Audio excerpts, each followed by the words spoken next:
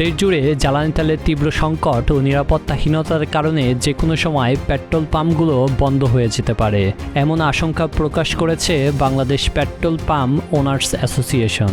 রোববার রাতে গণমাধ্যমে পাঠানো এক প্রেস বিজ্ঞপ্তিতে এই আশঙ্কার কথা জানায় সংগঠনটি।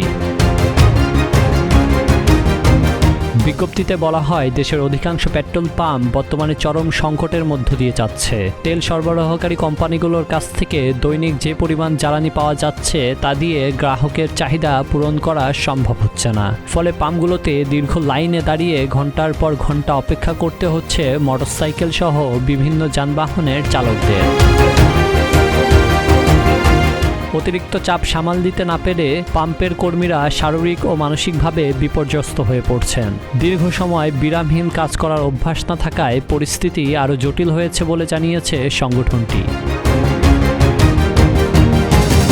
সংগঠনটির অভিযোগ, জ্বালানি বিক্রির সময় পর্যাপ্ত নিরাপত্তা না থাকায় পাম্পগুলোতে বিশৃঙ্খলা বাড়ছে। সরকার ও স্থানীয় প্রশাসন এই বিষয়টি কার্যত উপেক্ষা করছে বলেও দাবি তাদের। অনেক ক্ষেত্রে গভীর রাতে সংঘবদ্ধভাবে এসে পাম্প খুলে জোরপূর্বক তেল নেওয়ার ঘটনাও ঘটছে। সম্প্রতি ঠাকুরগাঁওয়ের পাম্পে লাঠিসোঁটা নিয়ে হামলা করে জ্বালানি লুটের অভিযোগ তুলে সংগঠনটি জানায়, এমন পরিস্থিতি দেশের অন্যান্য পাম্পেও ছড়িয়ে পড়ার আশঙ্কা রয়েছে। এতে পাম্প মালিক ও কর্মচারীদের নিরাপত্তা মারাত্মক ঝুঁকির মধ্যে পড়েছে। আরও বলা হচ্ছে, কিছু অসাধু মোটরসাইকেল চালক একাধিকবার তেল নিয়ে তা বেশি দামে বিক্রি করছেন। কেউ কেউ আংশিক ভর্তি ট্যাঙ্ক নিয়েই বারবার তেল নিচ্ছেন, যার ফলে প্রকৃত প্রয়োজনীয় গ্রাহকরা বঞ্চিত হচ্ছেন এবং কৃত্রিম সংকট তৈরি হচ্ছে।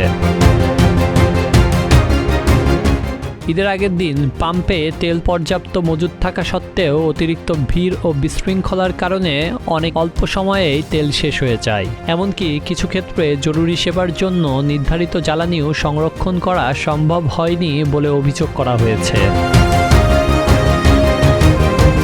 সংগঠনটি আরও জানায়, ডিপো থেকে পাম্পে তেল পরিবহনের সময় নিরাপত্তা ঝুঁকি বাড়ছে।